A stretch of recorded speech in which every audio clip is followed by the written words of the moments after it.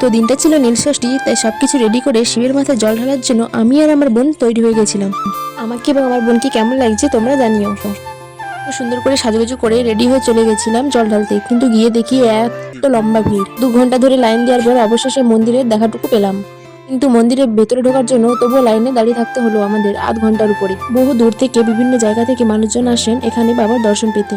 তো অবশেষে 2.5 ঘন্টা লাইন দেওয়ার পর আমি আর আমার বোন মন্দিরে প্রবেশ করতে পেরেছিলাম। তো ভেতরে জল ঢালার পর আমি আর আমার বোন বাইরে নন্দীকেও পুজো করে নিয়েছিলাম। ভিতরে ভিডিও করে দেখাতে পারলাম না কারণ প্রচুর ভিড় ছিল। যা হোক করে আমরা জলটা ঢেলেছি। জল ঢালার পর আমি আর আমার বোন পঞ্চামৃত নিয়ে নিলাম এবং সেখান থেকে একটু খেয়ে আমাদের উপোসটা ভঙ্গ করলাম। তো পুজো দেওয়া কমপ্লিট হয়ে গেলে আমরা মন্দিরের চারদিকটা একটু ঘুরে দেখলাম, খুব সুন্দর সাজিয়েছিল।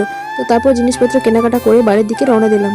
এখন বাজে দুপুর 1টা। গরমের কারণে রেল লাইনের পাতগুলো এত গরম হয়ে যাওয়ার জন্য আমরা হেঁটেই খালি পায়ে যেতে পারছিলাম না, বোন তো লাফি যাচ্ছিল। তারপর বাড়ি এসে আমরা ফল আর সাবু খেয়ে উপোসটা ভঙ্গ করলাম। ভিডিওটা কেমন লাগলো কমেন্ট করে জানো, আর লাস্টে বলতে ভুলো না হর হর মহাদেব।